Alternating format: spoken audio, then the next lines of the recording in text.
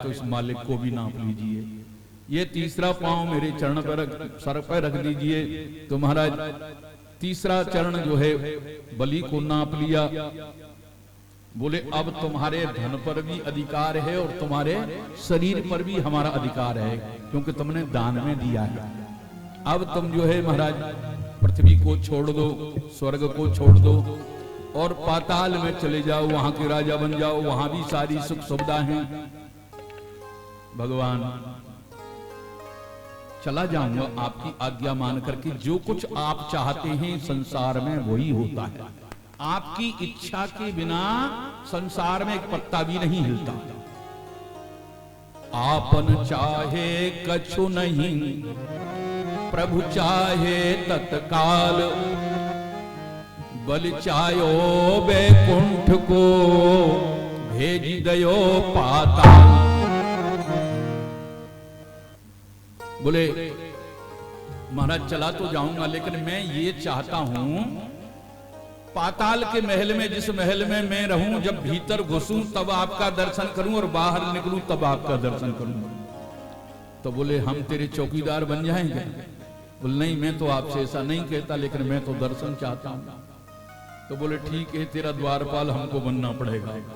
तू बहुत बड़ा दानी है और दान करने के कारण, इस पुण्य के कारण हम तेरे द्वारपाल बनेंगे। ये हमारा बामन रूप तेरे दरवाजे पर रहेगा। जब तू भीतर घुसेगा तब दर्शन करेगा, बाहर निकलेगा तब दर्शन करेगा। बोलिए बामन भगवान की जय। तो महाराज इस तरह से स्वर्ग देवताओं को मिल गया। बामन भगवान ने ये इसके बाद हाँ अब जो है बामन भगवान की झांकी को बढ़ा दो। और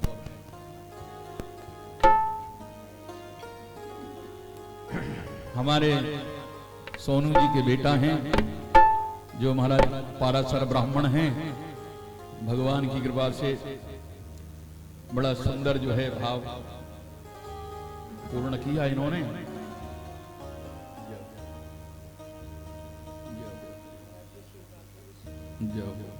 खूब आनंद करो भगवान की कृपा से।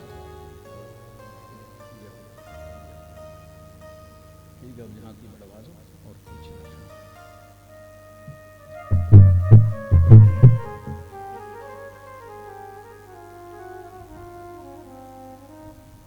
राधे राधे गोविंद गोविंद राधे राधे राधे गोविंद गोविंद राधे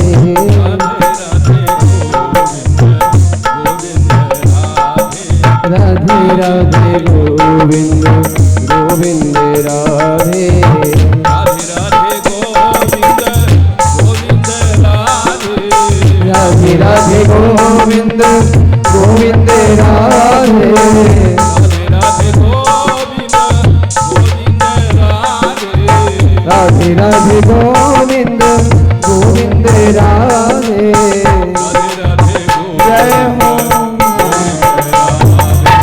राधे राधे गोविंद गोविंद राधे राधे राधे गोविंद गोविंद राधे राधे राधे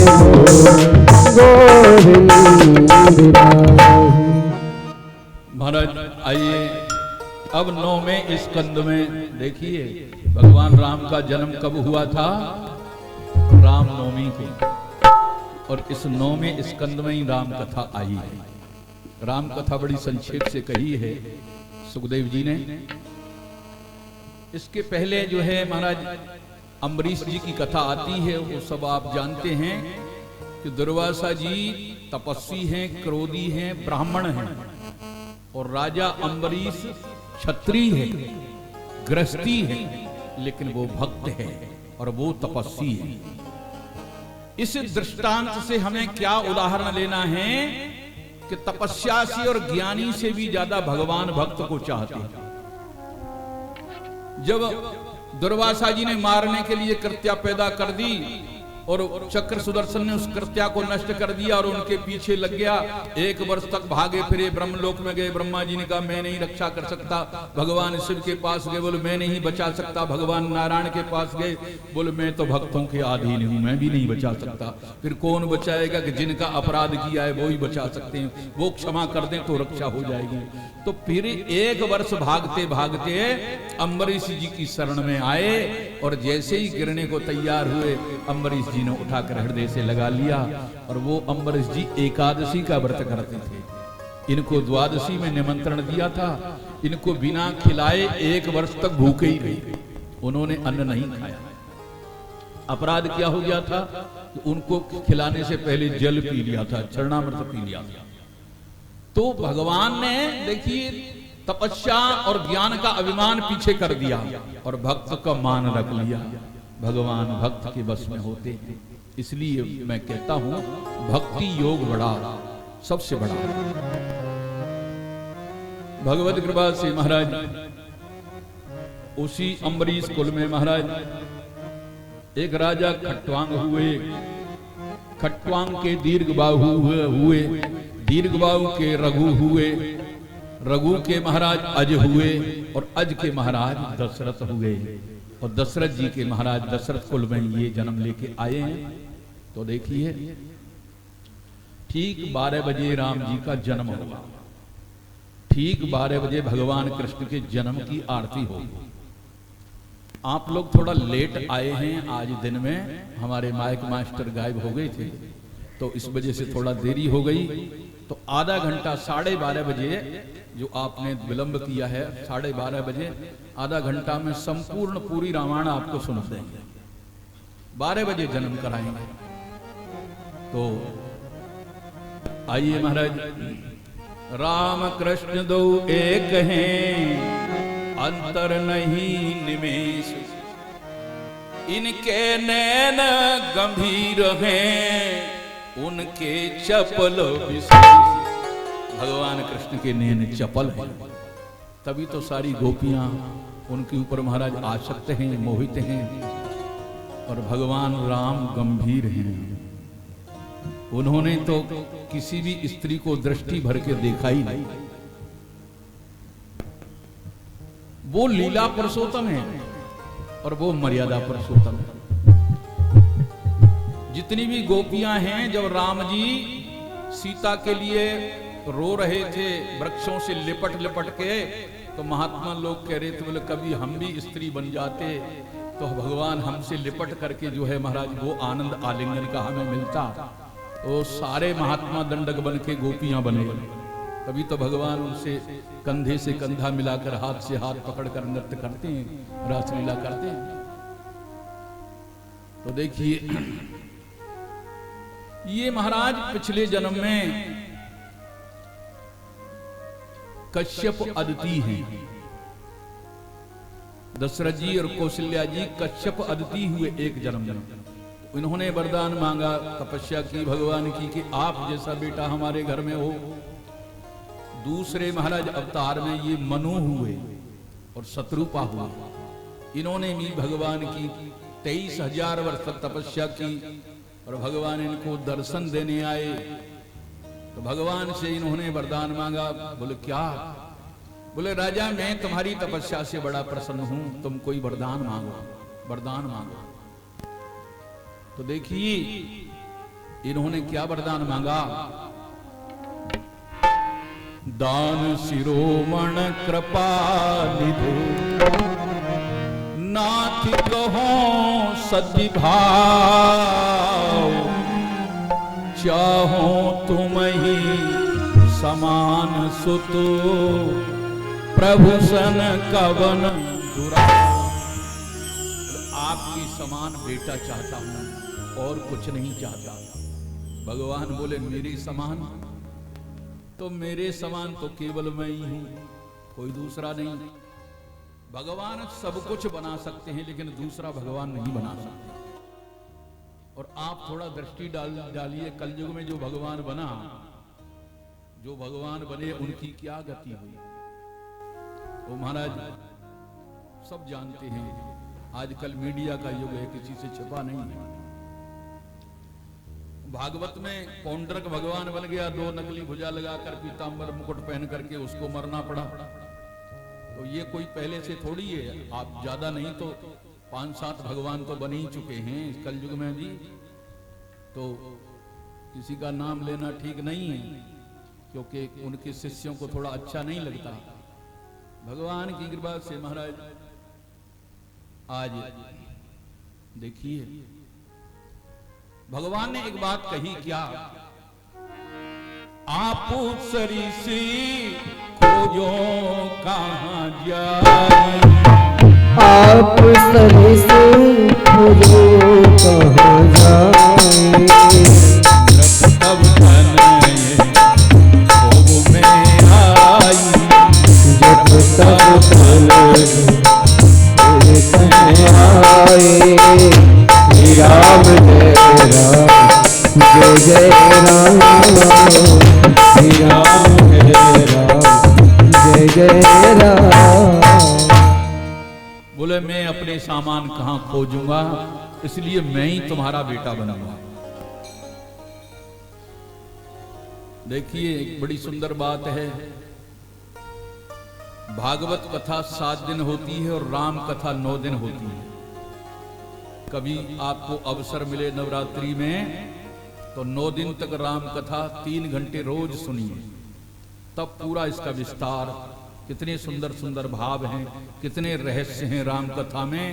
और राम कथा हमें जीवन सिखाती है, जीने की कला सिखाती है, और भागवत हमें मरण की कला सिखाती है। तो आप सबकी इच्छा कभी होगी तो राम कथा जो है बड़ी सुंदर, भगवान की कृपा से मैंने बचपन में सबसे पहले चित्रकूट में राम कथा को गुरुजी के द्वारा संगीत और राम कथा ही सीखी है। ये तो ब्रजवासी होने के नाते पीछे भागवत करने लगा, फिर उसके बाद इससे पुराण भी करने लगा। तो भगवान की कृपा से भगवान ने कहा मैं ही तुम्हारा बेटा बनूंगा, आप चिंता मत करो। और मां से कहा तुम भी वरदान मांगो। बोले महाराज जो मेरे पति ने वरदान मांगा है वो मुझे बड़ा अच्छा लगा है। जो वरनाथ चतुर नृप मांगा, सो कृपाल मोहे अति प्रिय लागा। वो मुझे बड़ा अच्छा लगा है, उन्होंने आपके समान बेटा मांगा है ना, लेकिन मुझे थोड़ी शंका हो रही है। बोले क्या? तुम ब्रह्मादि जनक जगत स्वामी, ब्रह्मादि जनक जगत स्वामी, दीन बंधु अंतर्यामी। राम सिया राम सिया राम जय जय राम, राम सिया राम सिया राम जय जय राम।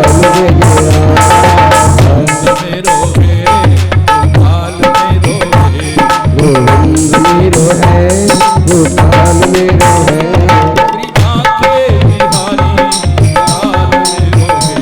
श्री बांके बिहारी नंदलाल मेरो है। गोविंद मेरो है गोपाल मेरो है,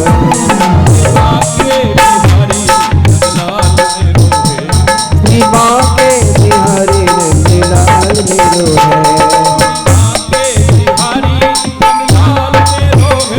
श्री बांके बिहारी नंदलाल मेरो है, श्री बांके बिहारी नंदलाल मेरो है।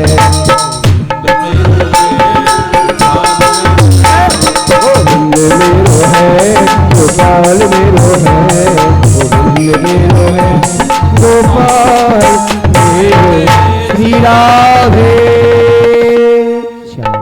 बोलो वृंदावन बिहारी लाल की जय। भगवान हमारे हैं और हम भगवान के हैं। बड़ा सीधा सुंदर सरल ज्ञान है। तो देखिए राम जी ने कहा, मां कह रही है बोले तुम ब्रह्मांड जनक जग स्वामी, तुम तो ब्रह्मा के भी पिता हो, क्योंकि ब्रह्मा को तुमने नाभि कमल से प्रकट किया है, तो तुम सारे संसार के पिता हो, जगत पिता हो। और जगत पिता होकर के क्या हमारे बेटा बन जाओगे? मुझे ये शंका हो रही है। बोले हाँ माँ, जो मैंने कह दिया वो सत्य होगा, मैं तुम्हारा बेटा बनूंगा। तो बोले हमें कैसे पता लगेगा? बोले माँ तो विवेक अलौकिक तोरी, कबहु न मिटे अनुग्रह मोरी। बोले माँ, ये तेरा अलौकिक ज्ञान किसी जन्म में नष्ट नहीं होगा, मेरी कृपा से तुझे पता लग जाएगा कि मैं तुम्हारा बेटा नहीं भगवान भी हूं। मनु जी ने कहा बोले ये तुमने क्या मांग लिया? अरे जब हमको ये पता लग जाएगा कि हमारे बेटा नहीं भगवान है, तो बेटे में जितना मोह होता है, जितना प्रेम होता है, वो प्रेम नहीं होगा। बोले महाराज सुनिए मेरे मन की बात, मैं तो इन्होंने जो इनके मन में था वो इन्होंने मांग लिया, लेकिन मेरे मन में ये है कि मैं इतना प्रेम करना चाहता हूं, इतना प्रेम करना चाहता हूं जो आज तक किसी पिता ने अपने बेटे से प्रेम नहीं किया हो। इतना प्रेम। कैसा प्रेम? सुत विषयक तबो, सुत विषयक तबो पदरत हो। बोले तुम्हारे चरणों में प्रेम करना चाहता हूं। भगवान बोले नहीं नहीं, तुम पिता बनोगे, मैं बेटा बनूंगा। और जब नियम क्या है कि बेटा पिता के चरणों में प्यार करे, पिता के चरणों में प्रेम करे, और तुम पिता बन करके मेरे चरणों में मैं बेटा बनूंगा, मेरे चरणों में प्रेम करोगे तो दुनिया क्या कहेगी? तो मनु जी बोले मोहे बड़ मूड कहे कि न को, संसार मुझे मूर्ख ही तो कहेगा, मुझे संसार की चिंता नहीं है, मैं कितना प्रेम करना चाहता हूं। जल बिनो फण जल बिनो मीन, मणि बिनो फण जिमो जल बिनो मीना। आज के जजमान हमारे आ रहे हैं भगवान की कृपा से, और हमारे भगत जी ने आज दिन की पूजा कराई है। अभी यहाँ सारे ब्रजवासियों को तिलक करके दक्षिणा दी, और हमारी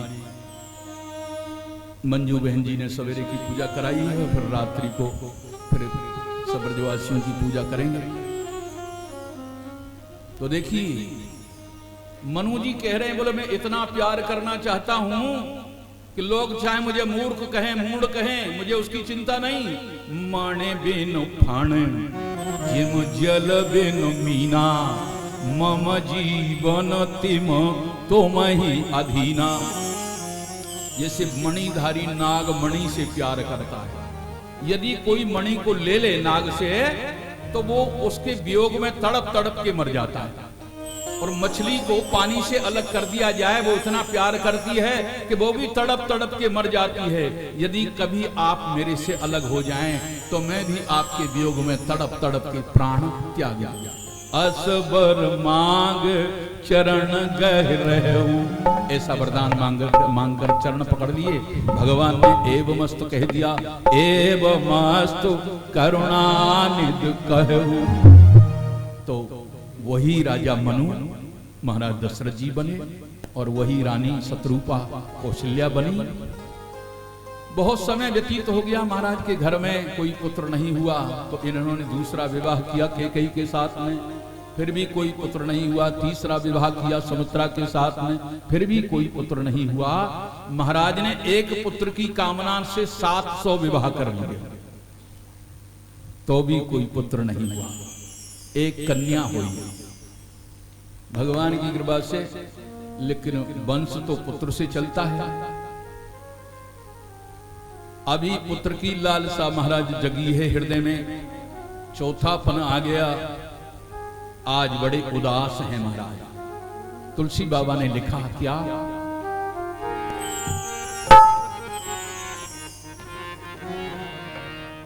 एक बार भूपति मन माई, एक बार भूपति मन